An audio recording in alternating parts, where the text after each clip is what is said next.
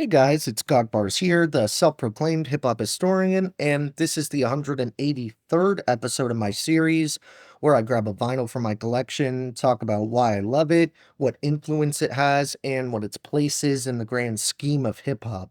It's been a good while since I talked about anybody in the Griselda camp, but now I have a chance to discuss one of my favorite Conway the Machine albums, Everybody's Food 2, to complete that trifecta of the main three members. I've already covered West Side Gun, Supreme Blientele, otherwise known as Chris Benoit, all the way back in my very first group of 2010s classics, because it's still my favorite Griselda-related project personally. But Benny the Butcher has always taken the second place spot with his magnum opus Tana Talk 3, which I also discussed on the channel, so I'll leave a link for both of those down below. I have talked about a couple other more recent additions to the Griselda roster, like Rome Streets with Noise Candy 3, or Stove God Cooks with his forward-thinking solo debut, produced by Rock Marciano, but there are a couple other affiliates that I haven't had the chance to talk about yet on the channel.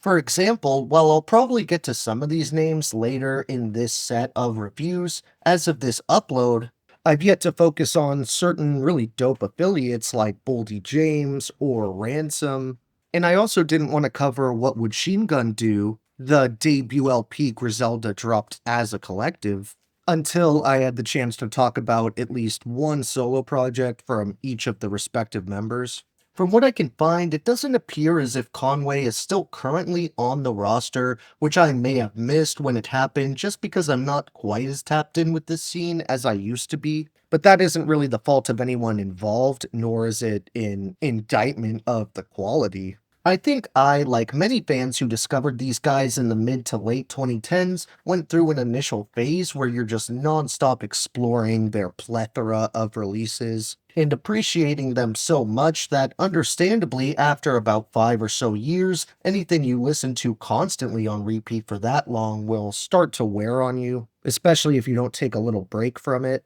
I still enjoy all the aspects I initially did when it comes to Griselda, and I probably still have more vinyls by these dudes than any other act in my collection, including MF Doom. And that's despite the fact I don't think I've copped any of the newer releases of theirs since COVID. It just goes to show the sheer number of projects they put out over the years, especially in the last decade or so, and how consistent they somehow managed to remain across them. And a large part of their infectious chemistry on the mic comes from the fact that Benny is the cousin of West Side Gun and the Machine, who in turn are brothers. The only other Benny the Butcher album I have at the moment that I haven't discussed is The Plugs I Met, which was actually one of the first projects that really sold me on these guys. And I had it on just constant repeat the year it came out. But with Conway and Wes, it's going to be a pretty long time before I even make a dent in that side of my collection, as both MCs take up a pretty good chunk of the shelf, with LPs like Fly God is an Awesome God, Fly God is an Awesome God 2, Reject 2,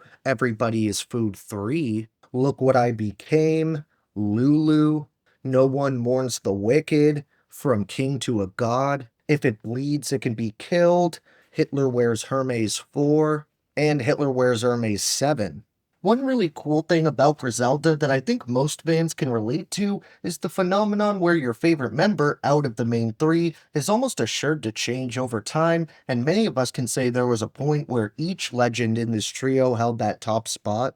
I think that's due to each having their own unique style and instantly recognizable voice, yet they all ultimately draw from the same influences and experiences, for the most part at least. I say for the most part because there is one experience Conway the Machine went through that very few, if any, rappers can say they lived through, except for Bushwick Bill, which is being shot directly in the head. However, unlike the Ghetto Boys icon, this gunshot wound was not self-inflicted. This was a product of the dangerous environment he grew up in, and who knows what the actual street politics behind it were. All I know is I'm not going to touch that aspect with a 10-foot pole. I'm not Trap Lore Ross. By the way, fuck that guy. Besides, the part of that situation that's actually relevant to the music outside of it occasionally being referenced is how Conway was left with half of his face paralyzed and definitely had a long, arduous road of recovery ahead of him. I believe he even had to learn to walk and talk again.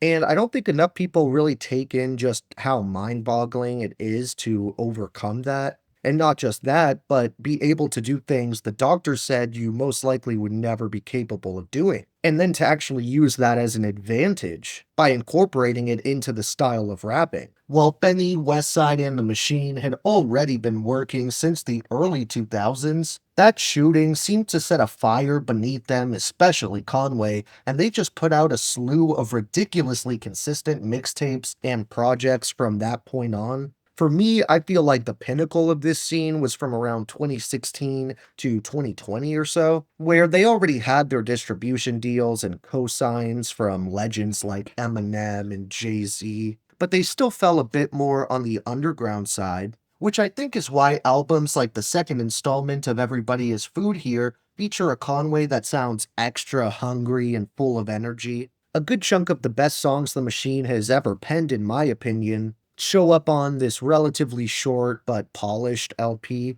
and some of my favorite Griselda instrumentals are also sprinkled throughout. But the main draw here is Conway the Machine, which is why I want to share some of the verses that really display his inhuman pen. Starting with the stellar closing track. This song is pretty emotional and personal front to back, but the section I love the most is when he says, "Machine gun died, lost a piece of my heart. Hold up, let me speak from the heart. Wish he was here to see Wes ice his neck and drive many foreigns, to see Griselda pop and see Benny flourish. Wish he could see how we put on in New York City for him. I hate the fact that I gotta pour out all this Henny for him. And I'm just out here living for him. Everything we accomplish, we did it for him. I can't let these people in the hood aggravate me. I got my deal, they didn't even congratulate me.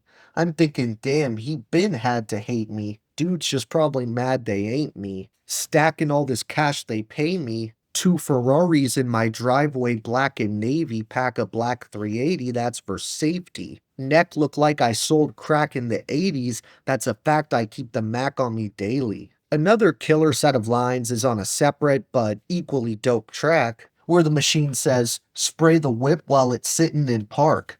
Bullet hit his heart, shit is getting dark." And the shooter didn't give it no thought, he just put a clip in and spark, on foot dip in the park. Huh, every time I write in the dark, all my lyrics were sharp like a harpoon, I could kill a shark. Every time a rapper drop, he's saying it's for the culture and consider it art, I'ma rip it apart. There's only a couple of features, both of whom are in-house names. This was pretty common of most Griselda projects at the time, those being Flea Lord and Benny the Butcher. But on the instrumental side of things, we have a handful of talented producers who assist with this grimy sound, including The Alchemist, Derringer, Grey Matter, Ral Duke, DJ Skiz, Mephix, Crisis, and the late legend DJ Shay. For honorable mentions on this modern gem, I'd have to go with Made Block, Painkillers, Hide the Body, G Money on the Roof, and Be Proud of Me.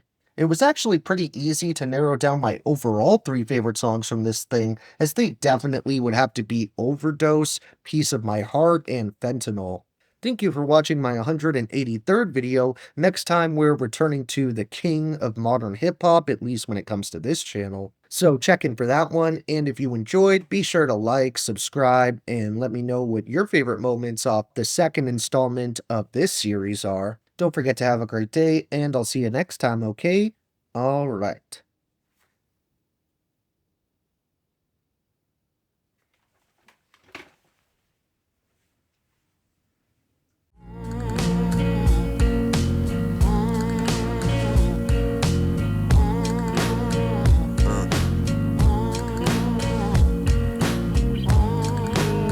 Who would do such a thing?